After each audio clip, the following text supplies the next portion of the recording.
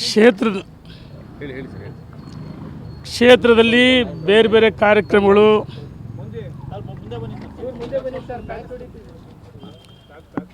ನನ್ನ ಹೊನ್ನಾಳಿ ನ್ಯಾಮತಿ ಅವಳಿ ತಾಲೂಕಿನ ಕ್ಷೇತ್ರಗಳಲ್ಲಿ ಬೆಳಗ್ಗೆಯಿಂದ ಬೇರೆ ಬೇರೆ ಕಾರ್ಯಕ್ರಮ ಪಾಲ್ಗೊಂಡು ತುಗ್ಲಳ್ಳಿ ಗ್ರಾಮದಲ್ಲಿ ದೇವಸ್ಥಾನಗಳ ಉದ್ಘಾಟನೆ ಇತ್ತು. ನಂದಿಗುಡಿ ಶ್ರೀಗಳು ಪಾಲ್ಗೊಂಡಿದ್ರು. ಅಲ್ಲಿ ಪಾಲ್ಗೊಂಡು ಬಹುಶಃ ಈ ಘಟನೆಯನ್ನು ತೀವ್ರವಾಗಿ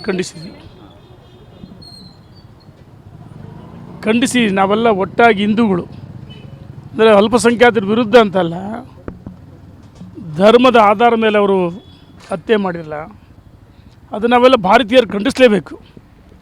ಕೇವಲ ಹಿಂದೂಗಳಷ್ಟೇ ಅಲ್ಲ, ಈ ದೇಶದಲ್ಲಿರ್ತಕ್ಕಂಥ ಮೌಲ್ಯಗಳಿರ್ಬೋದು, ಮಸೀದಿಗಳ ಮುಖ್ಯಸ್ಥರುಗಳಿರ್ಬೋದು, ಅಲ್ಪಸಂಖ್ಯಾತರಿರ್ಬೋದು, ಕ್ರಿಶ್ಚಿಯನ್ಸ್ ಇರ್ಬೋದು, ನಾವೆಲ್ಲ ಖಂಡಿಸಲೇಬೇಕು. ಭಾರತ ಮಾತೆಯ ಮಕ್ಕಳಾಗಿ ನಮ್ಮ ಈ ದೇಶದಲ್ಲಿ ಹುಟ್ಟಿದ್ದು ಸಾರ್ಥಕವಾಗಬೇಕಂದ್ರೆ ಖಂಡಿಸ್ಬೇಕಂತೇಳಿ ಎಲ್ಲರಿಗೂ ವಿನಂತಿಯನ್ನು ಮಾಡಿ, ಕಳೆದ ವಾರ ಪಾರ್ಥಿವ ಶರೀರ ಬಂದಂಥ ಸಂದರ್ಭದಲ್ಲಿ ನಾನು ತಡವಾಗಿ ಬಂದು ಅಂತಿಮ ದರ್ಶನವನ್ನು ಪಡೆದೆ. ಕುಟುಂಬದ ಸದಸ್ಯರಿಗೆ ಸಾಂತ್ವನ ಹೇಳೋಕ್ಕಾಗಿಲ್ಲ. ಹಾಗಾಗಿ ಕುಟುಂಬ ಸದಸ್ಯರನ್ನ ಭೇಟಿ ಮಾಡಿ ಸಾಂತ್ವನ ಹೇಳಿ, ಬಹುಶಃ ಅವರ ಧರ್ಮಪತ್ನಿ ಮತ್ತು ಅನೇಕ ಅಲ್ಲಿ ಪಹಲ್ಗಾಮ್ನಲ್ಲಿ ನಡೆದಂಥ ಆ ಸಂದರ್ಭದಲ್ಲಿ 26 ಜನ ಹತ್ಯೆ ಆಯ್ತಲ್ಲ, ಆ ಮಕ್ಕಳೆದುರಿಗೆ, ಅವರ ಧರ್ಮಪತ್ನಿ ಎದುರಿಗೆ ತಲೆಗೆ ಗುಂಡು ಹೊಡೆದ್ರಲ್ಲ, ಅದು ಇನ್ನೂ ನಮ್ಮ ಕಣ್ಣೆದುರಿಗೆ ಬರ್ತಾಯಿದೆ ಆ ದೃಶ್ಯ. ಬಹುಶಃ ನಾವೆಲ್ಲ ರಾಜಕಾರಣಕ್ಕಿಂತ ನಮ್ಮ ಸ್ವಾರ್ಥಕ್ಕಿಂತ ಮುಖ್ಯ ಇದನ್ನು ಒಟ್ಟಾಗಿ ಖಂಡಿಸಬೇಕಾಗಿದೆ. ಅಸಾದುದ್ದೀನ್ ಓವೈಸಿ ನೇರವಾಗಿ ಸ್ಪಷ್ಟವಾಗಿ ಹೇಳಿದ್ದೇನೆ, ಧರ್ಮದ ಆಧಾರದ ಮೇಲೆ ಹೊಡೆದ್ರದು ಖಂಡಿಸ್ತೀವಿ ಅಂತ ಹೇಳಿದರೆ, ಒಬ್ಬ ಓವೈಸಿಯ ಮುಖ್ಯಸ್ಥ ಅಸಾದುದ್ದೀನ್ ಖಂಡಿಸಿದಾಗ ಎಲ್ಲ ಒಂದು ಕಡೆ ಈ ರಾಜ್ಯದ ಮುಖ್ಯಮಂತ್ರಿಗಳು ಯುದ್ಧ ನಮಗೆ ಅನಿವಾರ್ಯ ಅಲ್ಲ, ಅಲ್ಲಿ ಭದ್ರತೆ ಲೋಪ ಅಂತ ಹೇಳ್ತಾರಲ್ಲ, ಇವರಿಗೆ ಮಾನ ಮರ್ಯಾದೆ, ಬಹುಶಃ ಕರ್ನಾಟಕದ ಮಾನ ಮರ್ಯಾದೆ ಹರಾಜು ಹಾಕಿ ರಾತ್ರೋರಾತ್ರಿ ಜಗತ್ ಪ್ರಸಿದ್ಧರಾದರು.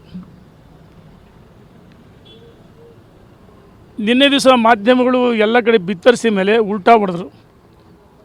ಸನ್ಮಾನ್ಯ ಸಿದ್ದರಾಮಯ್ಯನವರೇ 6.5 ಕೋಟಿ ಜನರ ಪ್ರತಿನಿಧಿ, ಕಾಂಗ್ರೆಸ್ ಅಲ್ಲ ನೀವು, ಒಬ್ಬ ಮುಖ್ಯಮಂತ್ರಿಯನ್ನು ಮರಿಬೇಡ್ರಿ, ಜೀವ ವಾಪಸ್ ಬರುತ್ತೆ. ಮಾನವೀಯತೆ ಇದ್ದೇನೆ ನಿಮಗೆ ರಾಜಕಾರಣ ಮುಖ್ಯನಾ, ಕುರ್ಚಿ ಮುಖ್ಯನಾ? ಯಾಕಂದರೆ ಜಮೀರ್ ಅಹ್ಮದ್ ಅಂತ 24 ಗಂಟೆ ಅಂಥವ್ರನ್ನ ಬಾಲ್ ಬಡ್ಕೊಂಡು ಜೊತೆಗೆ ಇಟ್ಕೊಂಡು ಓಡ್ತಾರೆ, ಕಬಾಬ್ ತಿಂತಾರೆ, ಬಿರಿಯಾನಿ ತಿಂತಾರೆ, ಇಫ್ತಿಯಾರ್ ಕೂಟದಲ್ಲಿ ಭಾಗವಹಿಸ್ಬಿಡ್ತಾರೆ. ಇವರು ಮಕ್ಕಳು ಟೋಪಿ ಹಾಕ್ಕೊಳ್ತಾರೆ, ಬೇರೆಯವ್ರಿಗೂ ಟೋಪಿ ಹಾಕಕ್ಕೆ ಹೊರ್ತಾರೆ. ನಾಚಿಕೆ ಆಗಬೇಕು ಇವರಿಗೆ. ಅವ್ರ ಹೇಳಿಕೆಗಳನ್ನು ಗೃಹ ಸಚಿವರು ಪರಮೇಶ್ವರ್ ಒಬ್ಬರು ಸಾತ್ವಿಕರು ಅಂತ ನಂಬಿದ್ದೆ.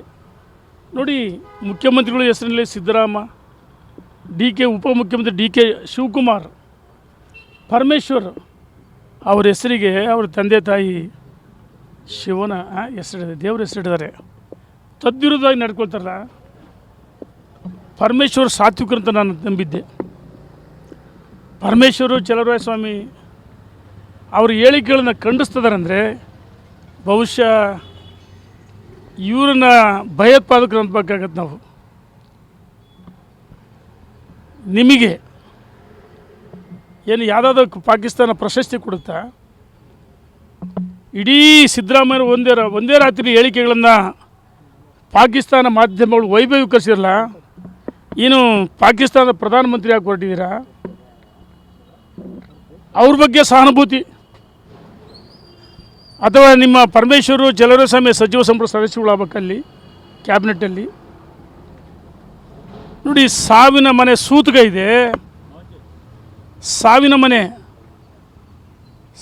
ಮನೆ ಇನ್ನೂ ವಾರ ಆಗಿಲ್ಲ, 22ನೇ ತಾರೀಕು ಘಟನೆ ಆಗಿದೆ. ನಮ್ಮ ಕರ್ನಾಟಕದ 3 ಜನ,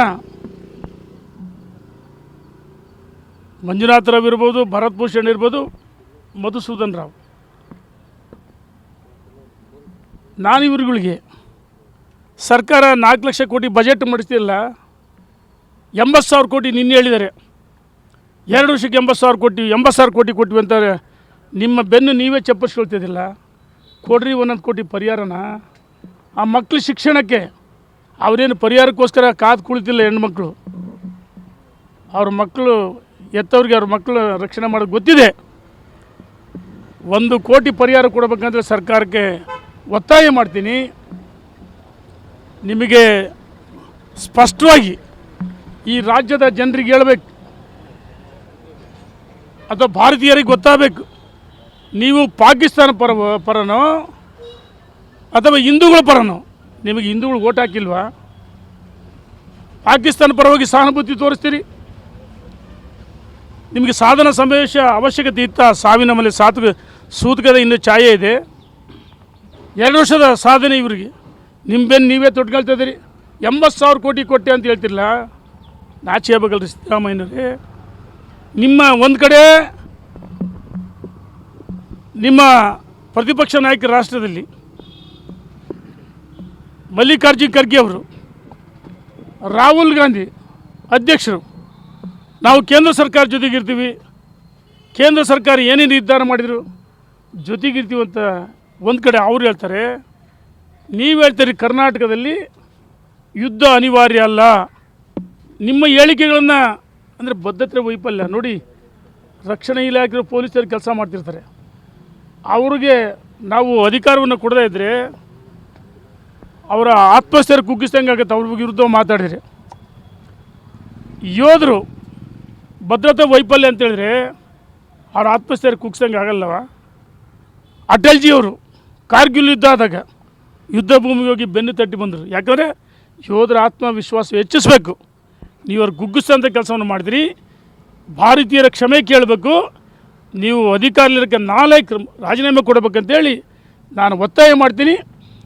ನರೇಂದ್ರ ಮೋದಿಯವರು ಸೌದಿ ಅರೇಬಿಯಾ ಪ್ರವಾಸದಲ್ಲಿದ್ದರು. ಆ ಪ್ರವಾಸವನ್ನು ರದ್ದು ಮಾಡಿ ನೇರವಾಗಿ ಏರ್ಪೋರ್ಟಲ್ಲಿ ಸಭೆಯನ್ನು ಮಾಡ್ತಾರೆ. ಗೃಹ ಸಚಿವರನ್ನ ಅಮಿತ್ ಶಾ ಅವರನ್ನ ಸ್ಥಳಕ್ಕೆ ಕಳಿಸಿದರು. ರಕ್ಷಣಾ ಸಚಿವರು ರಾಜನಾಥ್ ಸಿಂಗ್ ಇರ್ಬೋದು, ವಿದೇಶಾಂಗ ಸಚಿವರು ಜಯಶಂಕರ್ ಇರ್ಬೋದು, ಗೃಹ ಸಚಿವರು ಮತ್ತು ಉನ್ನತ ಮಟ್ಟದ ಅಧಿಕಾರಿಗಳ ಜೊತೆ ಚರ್ಚೆ ಮಾಡಿ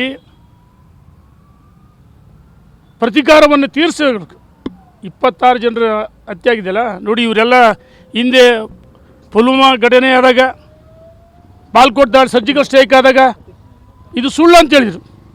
ನಿಮ್ಮ ದ್ವಿಮುಖ ಹೇಳಿಕೆಗಳಿಂದ ಇವತ್ತು ಪಾಕಿಸ್ತಾನ ಉಗ್ರಗಾಮಿಗಳು ಅಟ್ಟಾಸೆಯಿಂದ ಮೆರೀತಾರೆ.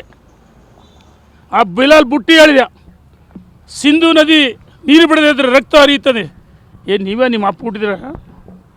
ನಾವು ಯಾರೋ ಕೈ ಬಳೆ ಹಾಕಿಂದ ಮಾಡಿ ಅಂತೇಳಿ ಮಾಡಿದ್ದೀರಾ? ಲಂಡನ್ನಲ್ಲಿ ಭಾರತೀಯರು ಪ್ರತಿಭಟನೆ ಮಾಡಿದರೆ ಕತ್ತರಿಸ್ಬೇಕಾಗತ್ತೆ ಅಂತ ಹೇಳ್ತಾರೆ ಅಯೋಗ್ಯ ಪಾಕ್ ಅಧಿಕಾರಿ ರಾಯಭಾರಿ. ಇದನ್ನು ಸಹಿಸಲ್ಲ. ನರೇಂದ್ರ ಮೋದಿಯವರು ಪ್ರತ್ಯುತ್ತರವನ್ನು ಕೊಡ್ತಾರೆ. ಈ ಯಾರ್ಯಾರು ಹೇಳಿಕೆಯಲ್ಲಿ ಕೊಡ್ತಾರೆ, ಇವತ್ತು ಇವರು ಮಾನವೀಯ ಮನುಷ್ಯತ್ವ ಇಲ್ಲ, ಅಮಾನತೆಯನ್ನು ಅಳವಡಿಸ್ಕೊಂಡು ನರಮೇಧವನ್ನು ಖಂಡಿಸಬೇಕಾಯ್ತು. ಖಂಡಿಸೋದ್ರ ಬದಲಾಗಿ ನಮ್ಮ ಯೋಧರ ಆತ್ಮಸ್ಥೈರ್ಯ ಕುಗ್ಗಿಸೋದ್ರ ಜೊತೆಗೆ ಎಲ್ಲ ಒಂದು ಕಡೆ ವೋಟ್ ಬ್ಯಾಂಕ್ ರಾಜಕಾರಣ ಮಾಡ್ತಾರೆ. ನಾವು ಖಂಡಿಸಬೇಕು. ಮತ್ತು ನಾನು ಕುಟುಂಬ ಸದಸ್ಯರನ್ನ ಸಾಂತ್ವನ ಹೇಳಿದ್ದೀನಿ. ಬಹುಶಃ ಭಾಳಷ್ಟು ನೋವಾಗಿದೆ. ಆ ಮಗುವಿನ ಶಿಕ್ಷಣಕ್ಕೆ ನಾನು ಹಿಂದೆ ವರ್ಷ ಆದಾಗ ಪರಿಹಾರ ವೈಯಕ್ತಿಕ ಕೊಟ್ಟಿದ್ದೆ. ಮಗುವಿನ ಶಿಕ್ಷಣಕ್ಕೂ ಸಹ ಪಾಪ ಮುಗ್ಧ ಮಗು ಅಮಾಯಕರು ಸಾವಾಗಿದೆ. ಆ ಮಗುವಿನ ಶಿಕ್ಷಣಕ್ಕೆ ಬಂದು ಭೇಟಿ ಮಾಡಿ ವೈಯಕ್ತಿಕವಾಗಿ ಶಿಕ್ಷಣಕ್ಕೆ ನನ್ನ ಕೈಲಿಂದ ಅರಳಿಸಿ ಮರಳಭಕ್ತಿ ನಾನು ಬಂದು ಮುಂದಿನ ವಾರದಲ್ಲಿ ಆ ಮಗುವಿಗೆ ತಲುಪಿಸಿ ಹೋಗ್ತೀನಿ ಅಂತ ಹೇಳಕ್ಕೆ ಇಚ್ಛೆಪಡ್ತೀನಿ. ಧರ್ಮದ ಆಧಾರದ ಮೇಲೆ ರೀ ಈಗ ಇವರೆಲ್ಲ ಅಯೋಗ್ಯರು ರಾಜಕಾರಣಿಗಳು ಇವರೆಲ್ಲ. ನಾನು ಕೇಳೋಕ್ಕೆ ಇಚ್ಛೆಪಡ್ತೀನಿ.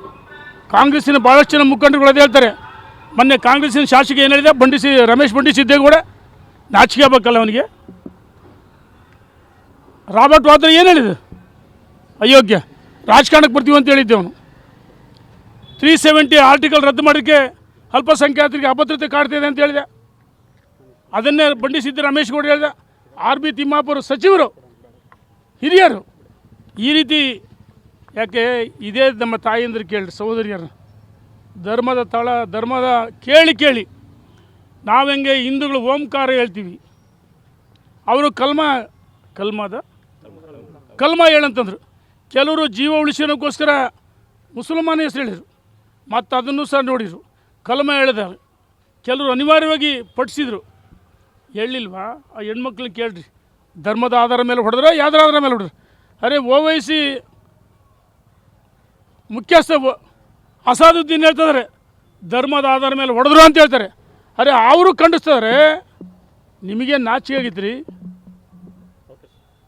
ನಾಚಿಕೆ ಬೇಕು ಇವರಿಗೆಲ್ಲ. ಕರ್ನಾಟಕದ ಮಾನ ಮರ್ಯಾದೆಯನ್ನು ವಿಶ್ವದ ಬೇರೆ ಬೇರೆ ರಾಷ್ಟ್ರಗಳ ಹರಾಜಾಗ್ತಿದ್ದಾರೆ. ರಾಷ್ಟ್ರ ಇವ್ರ ಹೇಳಿಕೆಗಳಿಂದ, ಗೊಂದಲವಾದ ಹೇಳಿಕೆಗಳಿಂದ ಪ್ರಸಿದ್ಧರಾಗ್ತಿದ್ದಾರೆ. ನಾವು ಹೇಳ್ತಾ ಇದ್ದೀವಿ, ಕರ್ನಾಟಕದ ಮಾನ ಮರ್ಯಾದೆ ಹರಾಜಾಗ್ತವ್ರಿಗೆ ಅಧಿಕಾರ ಬೇಕಾ? ಅಂಥವ್ರನ್ನ ರಕ್ತ ಕುಡಿದಾಗ ಮಾತ್ರ ಆತ್ಮಕ್ಕೆ ಶಾಂತಿ ಸಿಗುತ್ತೆ. ಆ ಕುಟುಂಬಕ್ಕೆ ಸಾಂತ್ವನ ಹೇಳಿದ್ವಿ. ಆ ಮಗುವಿಗೆ ಶಿಕ್ಷಣಕ್ಕೆ ನಾನು ಸಹ ವೈಯಕ್ತಿಕವಾಗಿ ಬಂದು ಸಹಾಯ ಮಾಡ್ತೀನಿ. 10 ಲಕ್ಷ ರೂಪಾಯಿ ಕಮ್ಮಿ ಆಗಲ್ಲ ಸರ್ ಪರಿಹಾರ? ನಾನು ಅದನ್ನು ಹೇಳಿದ್ದು. 4 ಲಕ್ಷ ಕೋಟಿ ಬಜೆಟ್ ಅಂತ ಹೇಳ್ತೀರಿ, 80,000 ಕೋಟಿ ನಾವು ಯಾವ ಭರವಸೆಗಳು ಫೇಲ್ಯೂರ್ ಆಗಿದೆ. ಇದು ಇವರು ಭರವಸೆಗಳು ಅಂದರೆ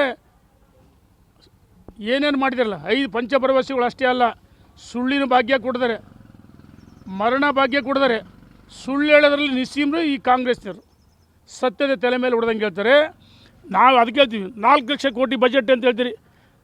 ಪರಿಶಿಷ್ಟ ಜಾತಿ ಪಂಗಡಕ್ಕಿಟ್ಟಂಥ 46,000 ಕೋಟಿ ಡೈವರ್ಟ್ ಮಾಡಲಿಲ್ವಾ? ಯಾರಿಗೂ ಸಿಕ್ಕಲ್ಲ ಪರಿಹಾರ. ಇವತ್ತು ಯಾವುದಕ್ಕೆ ಘೋಷಣೆ ಮಾಡ್ತೀರಿ? ನಾನು ಸ್ಪಷ್ಟವಾಗಿ ಹೇಳ್ತಾ ಇದ್ದೀನಿ, 1 ಕೋಟಿ ಪರಿಹಾರ ಕೊಡಲೇಬೇಕು. 3 ಜನಕ್ಕೆ ಏನು ರೀ ನಿಮಗೆ ದಾಡಿಯಾಗಿತ್ತಾ? ಕೊಡ್ರಿ ಒಂದು ಕುಟುಂಬಕ್ಕೆ ಪರಿಹಾರ, 1 ಕೋಟಿ ಮಕ್ಕಳ ಶಿಕ್ಷಣಕ್ಕೆ. ಅವರೇ ನಿಮ್ಮ ಸರ್ಕಾರ ಪರಿಹಾರಕ್ಕೆ ಯಾರ್ದಾಗ ಕಾದು ಕುಳಿತಿಲ್ಲ. ಜಾತಕ ಪಕ್ಷದಾಗ ಯಾರೂ ಕಾಯ್ತಾ ಇಲ್ಲ, ಅವಶ್ಯಕತೆ ಇಲ್ಲ. ಆದರೆ ಮಕ್ಕಳ ಶಿಕ್ಷಣಕ್ಕೋಸ್ಕರ ಬೇಕು. ಸಿದ್ದರಾಮಯ್ಯನವರು ಹೋದ ಜೀವ ವಾಪಸ್ ಬರ್ತಾರೆ ಅಂತ ಹೇಳಿದ್ರೆ, ಅವರ ಕುಟುಂಬದಲ್ಲಿ, ಕಾಂಗ್ರೆಸ್ಸಿನ ಮುಖ್ಯಸ್ಥರ ಕುಟುಂಬದಲ್ಲಿ ಅನಾಹುತಗಳಾಗಿದ್ದರೆ ಗೊತ್ತಾಗ್ತಾ ಇತ್ತು.